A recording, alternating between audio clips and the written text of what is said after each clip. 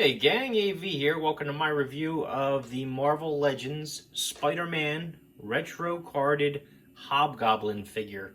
Here he is off of the card. As you can see, I've already removed him, but the packaging is retro styled with a blister card on the front. Artistic rendering there of the Hobgoblin on the left-hand side. Very reminiscent of the 90s era of Spider-Man and the figures that were out on the shelves back then. As you can see, I got him on clearance at GameStop. But anyway, some of the other figures that were also available in this wave. A brief write-up here of the Hobgoblin, which if you'd like to read it, you feel free to pause the video and do so now. Just a little sketch, basically, of how to attach his accessories. Some legal stuff there at the bottom, and that's all I got to say about the packaging. Tossing that off to the side. Here is the figure himself. Gonna have a look at his accessories first, and first and foremost, we're gonna have a look at his rather pathetic Goblin glider here. It actually looks nice. The sculpt on it isn't bad. Like the face on it is pretty good. It does kind of, it does resemble the one that he should use, but it's just too damn small for him to use it, unfortunately.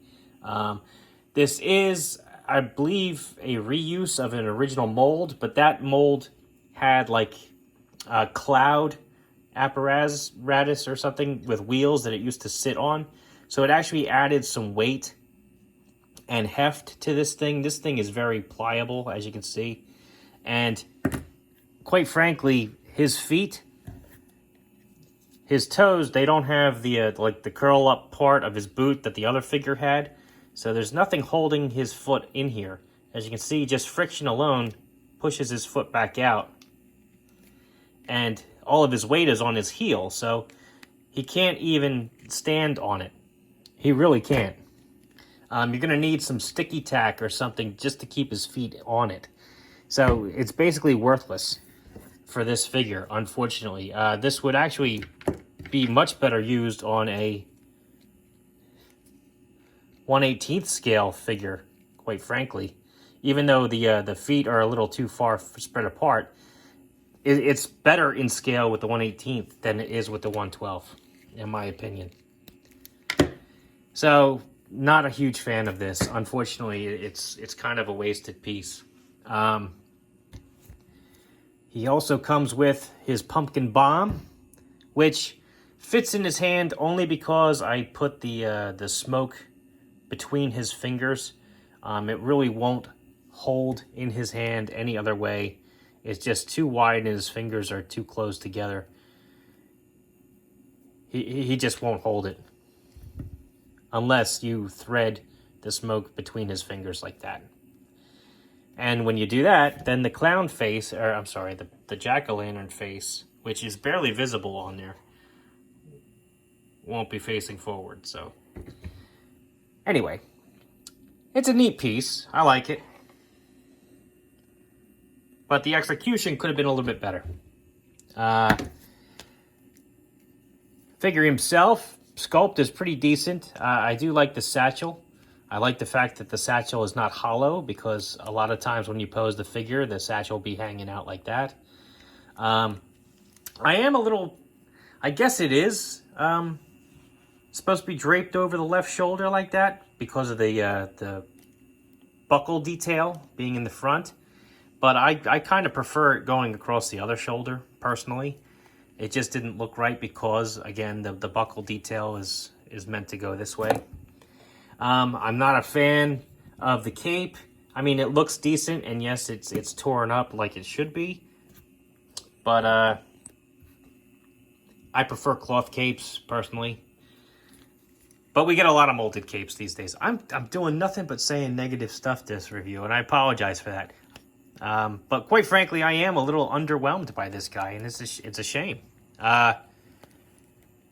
Face sculpt is nice. I do like that. You could remove the hood if you so wished. I do like the fact that it's not one solid piece, but I do like, I like the way it's snugly fit over the face like it is. Does match up with the cape too, the colored plastic, very nice. He has very smooth blue areas on his costume. I'm kind of used to seeing them kind of like a chain mesh or like a chain mail type of pattern on there, cross stitch pattern. So having them smooth like this is a little odd to me. And like as I mentioned earlier, his boots should be curled up, kind of like Goblin's boots. The fact that they're just regular boots is kind of throwing me off as well. But anyway, it's a cool looking figure. Articulation wise, head'll do a full 360. He can also bend it up thanks to this hinge on his neck. Arms can do a full 360 despite the fact that he's got a cape. They can go up about that high. He's got a bicep swivel. He's got double jointed elbows, so you can bring his elbows up about that far. His cuffs are a different piece of plastic and not actually part of his arm, so you can spin them around depending on which way you have his arms going. His hands are pegged in, so they do a full 360, and they're hinged so they can go out and in. He's got an ab crunch, so he gets a good bend there, backwards and forwards. He's got a waist swivel, which actually has a little bit of a ratchet there. Legs kick up about that high. Back a little bit. You can do the splits. Full 360 rotation at the upper thigh cut. Bend his heels back about that far with his double jointed knees. He has a swivel at the top of the boot. He can point his toes all the way down, up, and he has a rocker joint. So nice articulation on the guy, very nice.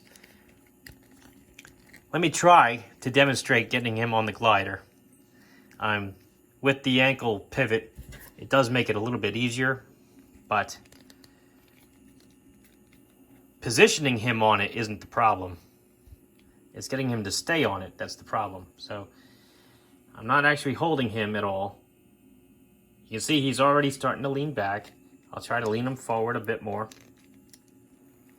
I'm sorry, it's just it's a real problem. When a figure can't even use the accessory it comes with, it pisses me off to no end, quite frankly. Laying it down on the ground, he just falls right out of it. And that's with me trying to lean him forward as much as I can.